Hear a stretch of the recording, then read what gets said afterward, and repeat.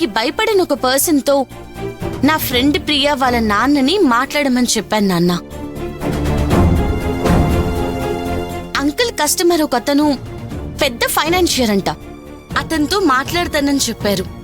డబ్బు సర్దుబాటు అవుతుందంటావా అక్షయ? అంకుల్ చాలా నమ్మకంగా చెప్పారంట నాన్న. అందుకే నేరుగా వెళ్లి ప్రియతో మాట్లాడి ఏమిందో కనుక్కుంటాను నాన్న. ఆగమ్మా, నువ్వు ఒక్కదానివే వెళ్ళటం ఎందుకు? నేను కూడా వస్తాను. మీకు ఇబ్బంది ఎందుకు నాన్న? సోము అంకుల్ తో మాట్లాడుతూ షాప్ లోనే ఉండండి, నేను వెళ్ళొస్తాను. అలాగే, జాగ్రత్తగా వెళ్ళిరా అమ్మా. సరే నాన్న, వస్తాను. ఎవరమ్మా? మంజుల అత్తయ్య నాన్న. చెప్పండి అత్తయ్య. అక్షయ, ఎక్కడున్నావమ్మా?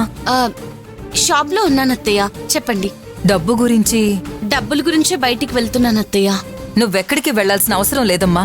నా నగలు తీసుకొచ్చాను, అవి తాకట్టు పెట్టి డబ్బు తీసుకుందాం. నువ్వు వెంటనే ఇంటికి బయలుదేరరా. వద్దత్తయ్య, మీ నగలు తాకట్టు పెట్టకండి.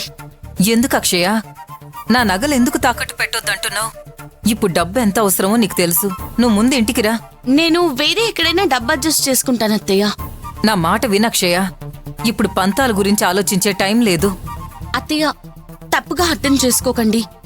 ఈ 10 లక్షలు నేను మా నాన్నే ఇవ్వాలని మీ అబ్బాయి ఖచ్చితంగా చెప్పాడు. ఇప్పుడు మీరు నగలిచ్చారని తెలిస్తే ఆయన ఊరుకోరు. సమస్య ఇంకా పెద్దదవుతుంది అత్తయ్య. ఒక సమస్య తీర్చడానికి ప్రయత్నిస్తున్న నేను ఇంకో సమస్యకి తెర తీసిందాన్ని అవుతాను. అందుకే మావయ్య అత్తయ్య నగలిస్తానన్నా వద్దని చెప్పా.